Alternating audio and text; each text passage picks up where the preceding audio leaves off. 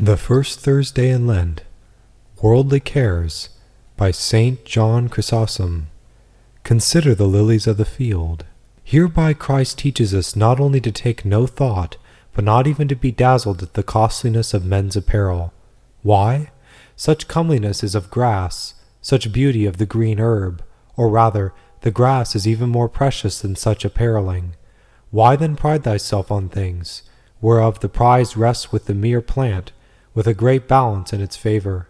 And in the end, after its triumph, it is cast into the oven. And if of things mean and worthless, and of no great use, God hath displayed so great care, how shall he give up thee, of all living creatures the most important? Wherefore then did he make them so beautiful? That he might display his own wisdom and the excellency of his power, that from everything we might learn his glory. For not the heavens only declare the glory of God, but the earth too, and this David declared when he said, Praise the Lord, ye fruitful trees and all cedars, for some by their fruits, some by their greatness, some by their beauty, send up praise to him who made them. If then to the grass he hath given that which it needs not, how shall he not give unto thee which thou needest? If thou which is the vilest of all things he hath lavishly adorned, and that is doing it not for need, but for munificence, how much more will he honor thee, the most honorable of all things, and matters which are of necessity? Now, when as you see, he has demonstrated the greatness of God's providential care, so they were in what follows to be rebuked also. Yet even in this he was sparing, laying to their charge not want, but poverty of faith. Thus, if God, saith he, so clothe the grass of the field, much more you, O ye of little faith. Now if for bare necessaries one is not to take thought, what pardon can we deserve, who take thought for things expensive? Or rather, what pardon can they deserve who do even without sleep, that they may take the things of others? Therefore, take no thought, saying, What shall we eat? Or what shall we drink? Or wherewithal shall we be clothed? For after all these things do the nations of the world seek. Seest thou how again he hath both shamed them the more, and hath also shown by the way that he had commanded nothing grievous or burdensome? As therefore, when he saith, If ye love them that love you, it is nothing great which ye practice, for the very Gentiles do the same. By mention of the Gentiles he was stirring them up to something greater. So now also he brings them forward to reprove us, and to signify that it is a necessary debt which he is requiring of us. For if we must show forth something more than the scribes or the Pharisees, what can we deserve, who so far from going beyond these, do even abide in the mean estate of the Gentiles, and emulate their littleness of soul? He doth not, however, stop at the rebuke, but having by this reproved and roused them, and shamed them with all strength of expression by another argument, he also comforts them, saying, For your heavenly Father knoweth that ye need all of these things. He said not, God knoweth, but your Father knoweth, to lead them to a greater hope. For if he be a father, and such a father, he will not surely be able to overlook his children, in extremity of evils, seeing that not even men, being fathers, bear to do so. And he adds along with this yet another argument. Of what kind then is it, that ye have need of them? What he saith is like this, What? Are these things superfluous that he should disregard them? Yet not even in superfluities did he show himself wanting in regard, in the instance of the grass, but now are these things even necessary. So that what thou considerest a cause of thy being anxious, this I say is sufficient to draw thee from such anxiety. I mean, if thou sayest, Therefore I must take thought, because they are necessary. On the contrary, I say, Nay, for this selfsame reason take no thought, because they are necessary. Since were there superfluities, not even then ought we to despair, but to feel confident about the supply of them. But now that they are necessary, we must no longer be in doubt. For what kind of father is he who can endure to fail in supplying to his children even necessaries, so that for this cause again God will most surely bestow them? For indeed he is the artificer of our nature, and he knoweth perfectly the want thereof, so that neither canst thou say, He is indeed our Father, and the things we seek are necessary, but he knows not that we stand in need of them. For he that knows our nature itself, and was the framer of it, and formed it such as it is, evidently he knows its need also better than thou, who are placed in want of them, it having been his decree that our nature is in such need. He will not therefore oppose himself to what he hath willed, first subjecting it out of necessity to so great want, and on the other hand depriving it of what it wants, and of absolute necessaries. Let us not therefore be anxious, for we shall gain nothing by it, but tormenting ourselves. For whereas he gives both when we take thought, and when we do not, and more of the two when we do not, what dost thou gain by thy anxiety, but to exact of thyself a superfluous penalty? Since one on the point of going to a plentiful feast will not surely permit himself to take thought for food, nor is it he that is walking to a fountain anxious about drink. Therefore, seeing we have a supply more copious than either any fountain or innumerable banquets made ready for the providence of God, let us not be beggars, nor little-minded. For together with this, he puts also yet another reason for feeling confidence about such things, saying, Seek ye the kingdom of heaven, and all these things shall be added unto you. Thus when he had set the soul free from anxiety, then he also made mention of heaven. For indeed he came to do away with the old things, and to call us to a greater country. Therefore he doth all, to deliver us from things unnecessary, and from our affection for the earth. For this cause he mentioned the heathens also, saying that the Gentiles seek after these things.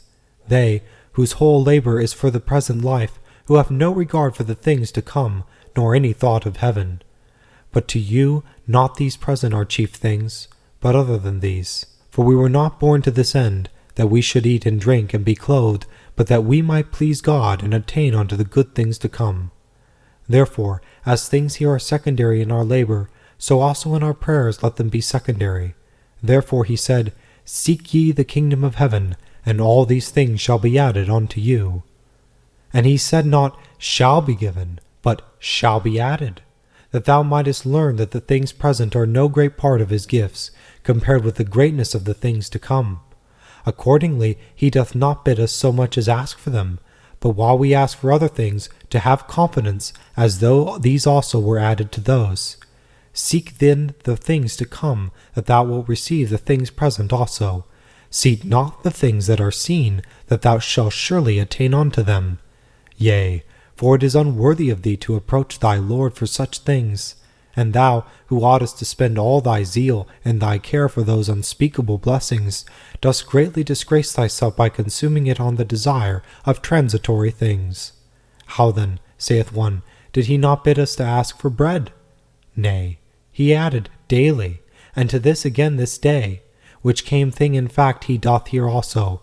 For he said not, take no thought, but take no thought for the morrow, at the same time both affording us liberty and fastening our soul on those things that are more necessary for us.